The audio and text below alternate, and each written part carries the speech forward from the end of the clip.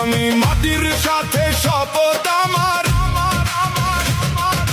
ভয়ে আমি মাথা নুই না। কতদিন আর কতদিন চলবে এই অবিচার? অন্যায় দেখে চুপ থাকি না।